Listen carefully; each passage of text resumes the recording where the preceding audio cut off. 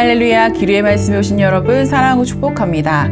오늘 말씀은 여호수아 8장 24에서 35절입니다. 이스라엘 사람은 광야 벌판에서 자기들을 뒤쫓던 모든 아이성 주민을 다 죽였다. 그들이 모두 칼날에 쓰러지자 온 이스라엘 군대는 아이성으로 돌아와서 성에 남은 사람을 칼로 죽였다. 그날 아이성 사람 남녀 12,000명을 모두 쓰러뜨렸다. 아멘. 사랑하는 여러분, 우리는 종종 어떤 일을 잘 해냈을 때, 오랫동안 기다렸던 결과를 손에 쥐었을 때 잠시 손을 고르며 그 순간을 누리고 싶어집니다. 이제 좀 쉬어도 되겠지. 이제는 한숨 돌려도 되겠지. 그런 마음이 자연스럽게 찾아옵니다. 하지만 오늘 본문 속 이스라엘은 승리의 순간에 전혀 다른 길을 선택합니다. 전투가 끝나자마자 승리의 흥분이 채 가시기도 전에 그들은 곧장 하나님 앞에 나아갑니다. 승리의 순간 그들이 가장 먼저 간 곳은 축제가 아니라 예배 자리였습니다. 왜 그랬을까요? 아이성 전투는 그들에게 단순한 전략적 승리가 아니었습니다. 며칠 전 그들은 같은 아이성 앞에서 참혹한 패배를 경험했습니다.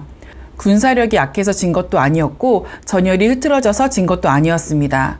그들은 하나님의 것을 가볍게 여기고 하나님과의 관계를 소홀히 한 결과로 도저히 질 수 없는 전투에서 패했습니다. 이스라엘은 그 패배를 통해 승리보다 더 중요한 것은 하나님과의 바른 관계라는 사실을 알았습니다. 그래서 오늘 본문에서 그들은 승리 직후에 제일 먼저 예배의 자리로 나옵니다. 승리의 기쁨을 누리는 것보다 승리의 근원이신 하나님 앞에 다시 마음을 정돈하는 일이 훨씬 더 중요하다는 것을 깊이 배운 것입니다. 본문은 여호수아가 에발산에 제단을 쌓는 장면으로 이어집니다. 그 제단은 특별히 꾸며진 제단이 아닙니다. 손으로 다듬지 않은 새 돌로 만든 사람의 기술과 장식이 들어가지 않은 하나님의 명령대로 순수하게 말씀에 순종하여 만든 제단입니다. 이스라엘은 이전 패배를 통해 깨달았습니다. 승리의 비결은 전략이 아니라 말씀에 순종하는 마음이라는 것을요. 그래서 이번 제단은 그들의 겸손과 순종을 보여줍니다. 하나님이 말씀하신 그대로 우리의 손길보다 하나님의 뜻을 따르겠습니다 라는 고백이 다듬지 않은 돌 위에 정직하게 담겨 있는 것입니다. 제단을 쌓은 뒤 여호수아는 돌 위에 율법을 기록합니다. 그리고 이어서 이스라엘 백성 전체가 그 말씀 앞에 서는 장면이 등장합니다. 33절부터 35절을 보면 이스라엘 중 요단을 건넌 자와 본토인과 이방인, 여자들과 아이와 그들 중에 동행하는 거류민들까지 모두 그 말씀을 들었다고 말합니다. 아이들이 있습니다. 여자들도 있습니다. 전쟁을 치른 용사들도 있습니다. 그리고 이방인까지 있습니다. 말씀 앞에 한 사람도 빠지지 않았습니다. 전쟁의 승패와 상관없이, 신분과 역할에 상관없이 그들은 모두 말씀 앞에 동일하게 섭니다. 하나님 나라의 승리는 특정한 사람에게서 이루어지는 것이 아니라 말씀 앞에 함께 서는 공동체를 통해 이루어집니다. 낭독하지 아니한 말이 하나도 없었다고 35절에서 말합니다. 듣기 좋은 말만 고르지 않았고 은혜로운 약속만 선포하지 않았습니다. 하나님이 주신 축복과 경고와 명령까지 그대로 낭독했습니다. 왜냐하면 하나님 말씀 앞에서는 누구도 선택적으로 서서는 안 되기 때문입니다. 공동체 전체가 말씀 전체에 순종해야 하기 때문입니다. 사랑하는 여러분, 우리도 삶에서 승리를 경험할 때가 있습니다. 하나님이 길을 열어주실 때가 있고 기도의 응답을 경험할 때가 있고 기다리던 변화가 찾아올 때가 있습니다. 그 순간 우리는 어디로 향합니까? 성취의 기쁨 속으로 들어갑니까? 아니면 잠시 마음을 풀어놓습니까?